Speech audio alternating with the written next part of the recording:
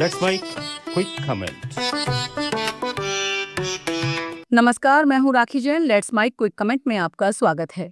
क्या किसी प्रधानमंत्री, मुख्यमंत्री या मंत्री को जेल में रहते हुए भी अपने पद पर बने रहना चाहिए, या फिर लोकतांत्रिक व्यवस्था में सार्वजनिक पद पर बैठे व्यक्ति से जवाबदेही की अपेक्षा अधिक होनी चाहिए?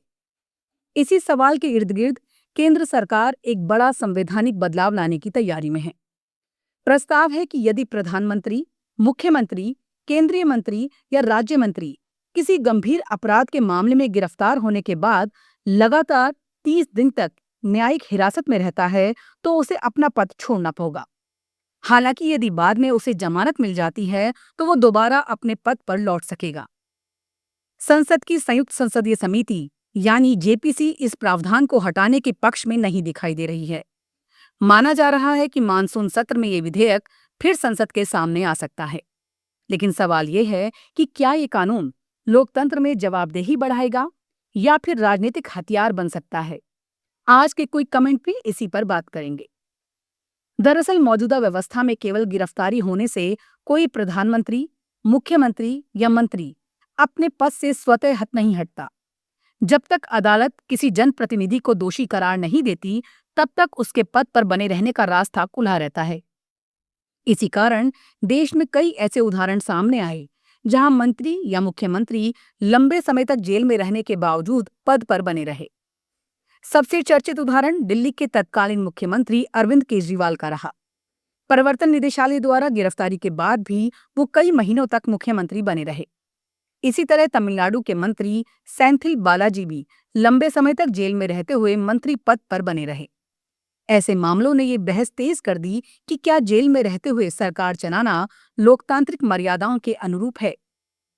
इसी पृष्ठभूमि में सरकार 130वां संविधान संशोधन विधेयक लेकर आई है। प्रस्तावित कानून कहता है कि केवल गिरफ्तारी से पद नहीं जाएगा। ये प्रावधान तभी लागू होगा जब मामला गंभीर अपराध का हो, जिसमें 5 वर्ष या उससे अधिक की सजा का प्रावधान हो और संबंधित व्यक्ति लगातार 30 दिन तक न्यायिक हिरासत में रहे। यानी किसी छोटे अपराध या कुछ दिनों की गिरफ्तारी से ये कानून लागू नहीं होगा। सरकार का तर्क है, इससे सार्वजनिक जीवन में जवाबदेही बढ़ेगी।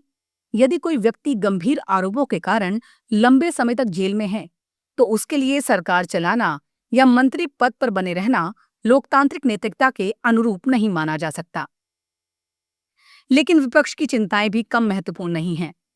विपक्ष का कहना है कि देश में जांच एजेंसियों के दुरुपयोग के आरोप पहले से लगते रहे हैं। यदि किसी विपक्षी मुख्यमंत्री या मंत्री को किसी मामले में गिरफ्तार कर 30 दिन तक जेल में रखा गया, तो क्या ये कानून चुनी हुई सरकारों को अस्थिर करने का माध्यम नहीं बन सकता? विपक्ष का तर्क है, केवल आरोप और गिरफ्तारी को पद छोड़ने का आधार बनाना लोकतांत्रिक प्रक्रिया को प्रभावित कर सकता है। यही इस पूरे विधेयक का सबसे संवेदनशील पहलू है। सरकार जवाब में कहती है कि ये कानून बिना सुरक्षा उपायों के लागू नहीं होगा। संसदीय समिति ऐसे प्रावधान जोड़ सकती है जिनसे राजनीतिक दुर्भावना के आधार पर झूठे मामलों में गिरफ्तारी कर किसी सरकार को अस्थिर करना आसान ना हो। यानी कानून का उद्देश्य जवाबदेही बढ़ाना है, ना कि राजनीतिक प्रतिशोध का रास्ता खोलना। इसके बावजूद कई संवैधानिक विशेषज्ञ मानते हैं कि ये प्रस्ताव न्यायिक समीक्षा के दायरे में आएगा। पूर्व न्यायाधीशों का भी कहना है कि यदि ये कानून पारित होता है तो उसे सुप्रीम कोर्ट में चुनौती दी जा सकती है। अदालत को तय करना होगा कि क्या गिरफ्तारी के आधार पर सार्वजनिक पद से हटाना संविधान की मूल भावना के अनुरूप है या फिर ये निर्दोष माने जाने के सिद्धांत से टकराता है। इस बहस का एक नैतिक पक्ष भी है। लोकतंत्र में जनप्रतिनिधि केवल कानून के प्रति नहीं, बल्कि जनता के विश्वास के प्रति भी जवाबदेह होते हैं। यदि कोई मुख्यमंत्री या मंत्री महीनों तक जेल में रहकर भी पद पर बना रहता है, तो प्रशासनिक निर्णयों, सरकारी जवाबदेही और शासन की प्रभावशीलता पर भी सवाल उठते हैं। दूसरी ओर, केवल गिरफ्तारी को ही पद छोड़ने का आधार बना देना भी खतरनाक हो सकता है, क्योंकि हमारे कानून में किसी व्यक्ति को तब तक दोषी नहीं माना जाता जब तक अदालत उसे दोषी सिद्ध ना कर दे। यानी एक तरफ लोकतांत्रिक नैतिकता है तो दूसरी तरफ संवैधानिक अधिकार। यही संतुलन इस प्रस्तावित कानून की सबसे बड़ी चुनौती है। फिलहाल ये केवल एक प्रस्तावित संविधान संशोधन है। इसे संसद की मंजूरी मिलनी बाकी है और इसके बाद न्यायिक परीक्षण की संभावना भी बनी रहेगी। नमस्कार।